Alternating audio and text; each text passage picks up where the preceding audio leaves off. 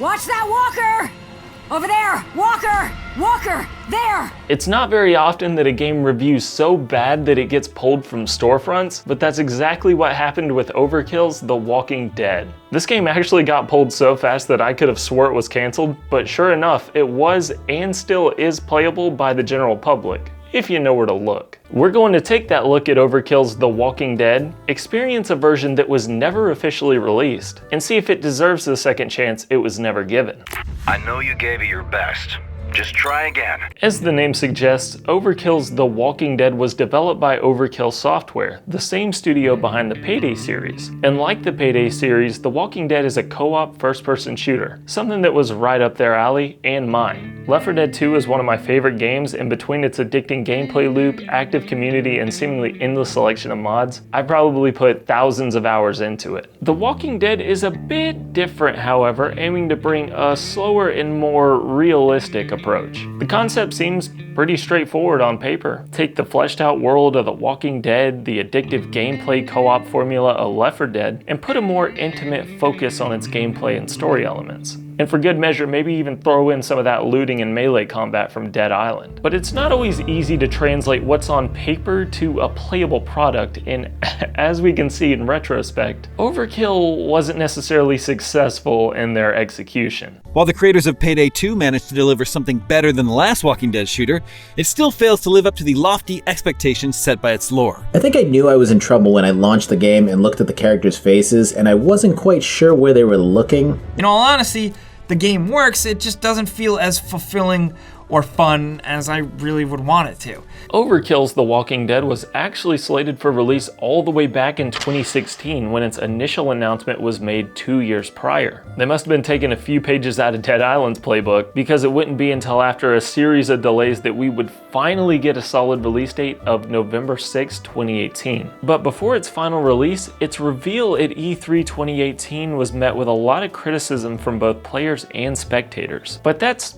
not the final version, right? Surely it would get a little bit more polished before the general public got their hands on it, right? Well, when its release date finally rolled around, console players wouldn't be getting their hands on it at all due to yet another delay. And unfortunately, that console version would never come. Following disappointing performance in both sales and reviews, Skybound Entertainment terminated its contract with Overkill and its publisher Starbreeze, effectively revoking the game's license and forcing it to be pulled from storefronts in February of 2019. You'd think this is where the story would end, but actually, this is where things get a little more interesting. Between the time of The Walking Dead's release and its termination, PC players still had access to the game and its online servers.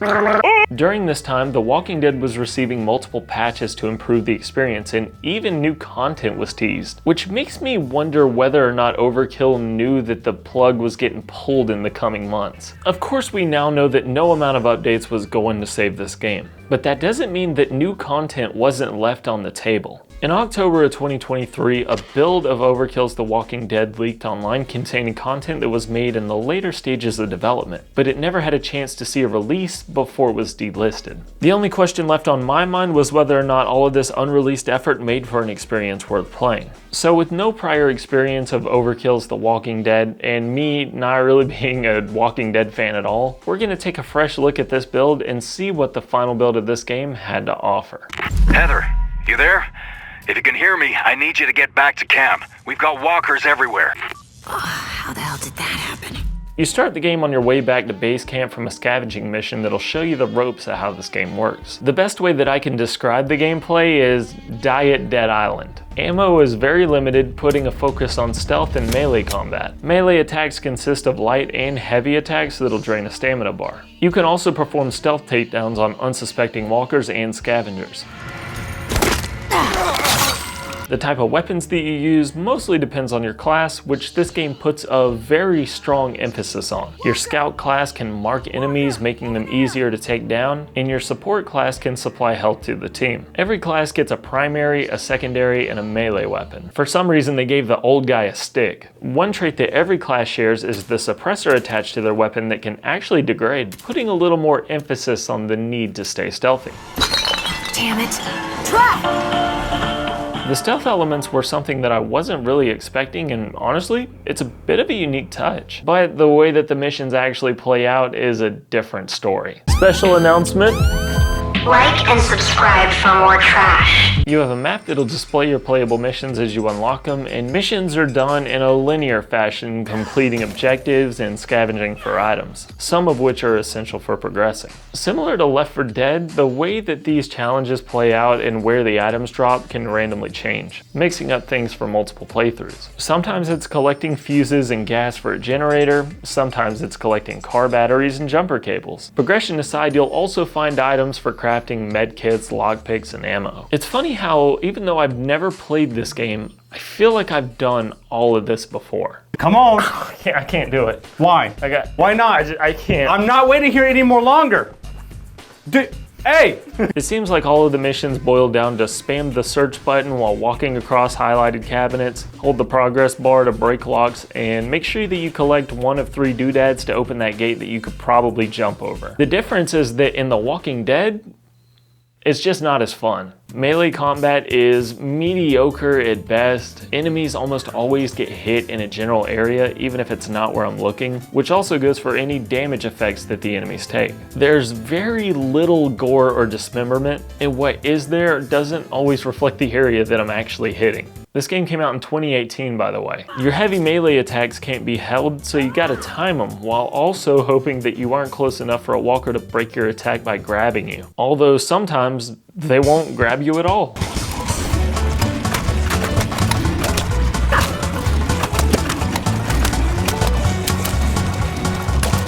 If you get into just the right corner of an area, they'll all pile together and get stuck. Gun combat feels okay depending on what you're using, but also pretty unforgiving. You'll go into a level with an SMG that has like 1 magazine, but if you come across scavengers, they seem to have infinite ammunition. Remember, don't waste ammo. Clearly I should be joining up with these guys because they got it figured out. They also booby trap their own hideouts for some reason. What the fuck?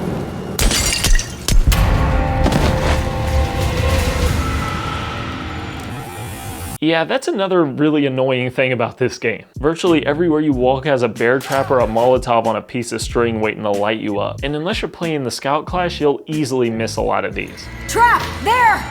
Watch that trap! Trap! Trap! There's a chain! Watch that trap! But that does make sense considering this is a class-based game, right? You're supposed to move slowly as a team, cooperating to make navigation go smoothly. Well, unfortunately, whenever I asked somebody to play this game with me, I was met with a resounding For some reason, nobody wanted to download this weird leaked version of a game and do a bunch of troubleshooting to play a mediocre. I guess I'm the weirdo here. But that wasn't really a big deal to me because I was planning on playing the game single player anyways. So you'd imagine my surprise when I realized that this 2018 zombie game didn't have AI teammates, even though their last game, Payday 2, had AI teammates. Left 4 Dead came out 10 years before this, by the way. You can technically play this build of the game solo, but with how integral the co-op functionality is to the game, it's virtually impossible. Every zombie ends up being an obstacle that you don't have enough ammo for, and every obstacle ends up being an annoyance that's impossible to navigate. You get 4 lives for each run, which unfortunately just wasn't enough for me to see it to the end. You can craft medkits, but like the ammo, it's a resource that's in short supply. Unless you're the AI enemy, which seems to have infinite ammo. I couldn't even pause the game because it thought I was openly choosing to play by myself on a server. Maybe it's unfair to judge this game when such a critical component is missing, but that wasn't stopping people from doing it when the servers were alive and well. All I'm saying is that if it was such an incredible game, it probably wouldn't have been pulled from sale 3 months after its launch. That being said, I can see why this game would be appealing. Personally, I didn't find the visuals to be too bad. I really do like its post-apocalyptic atmosphere, and the idea of a slower paced co-op zombie game does seem fun, but clearly there was an issue with the execution here. By the time Overkill's Walking Dead on Arrival reached its launch window, it was in a bit of a lose-lose situation. It didn't have the story of the Telltale games, or the gameplay of its competitors. Considering as far as I can tell there's no main characters from the show in this game, it probably wouldn't interest you as a fan of The Walking Dead, and it wouldn't be as fun to play as Left 4 Dead or Dead Island. It's a bit like looking at The Last of Us and saying, nah, I Am Alive sounds good. Maybe we should make an I Am Alive video. I haven't played that game in over a decade. At the end of the day, Overkill's The Walking Dead was Walking Dead from the moment it launched. Maybe it was from mismanagement at the top, maybe it was from a lack of experience, or maybe it was a little bit of both. Or maybe we just had too many damn zombie games coming out. All that being said, if you got a few friends with a passing curiosity and a little technical literacy, you can give this build of the game a go for yourself, but I can't recommend it for anybody looking to play this solo, unless you're insane. There does seem to be a small community that's put an effort into keeping this old game alive, so you can probably get it up and running with a few people if that interests you. Personally, what interests me are the channel members keeping me up and running, like Carb, Exeat, Ryan Gagney, Not a Clown 2, Arcanum, and Scotty. There's behind the scenes content for members supporting me for a few bucks, so you can check that out if you want in the description or the join button. Thanks for watching. Hopefully I'll see you in the next one. If you want more zombie games, check out my Dead Island video, my Left 4 Dead video, my Dead Island video, and I think I did another Dead Island video. I don't know. I'll link stuff around here somewhere. See you guys in the next one. Over there! Walker! Watch that walker! Walker! Walker! There! Walker! Walker! There!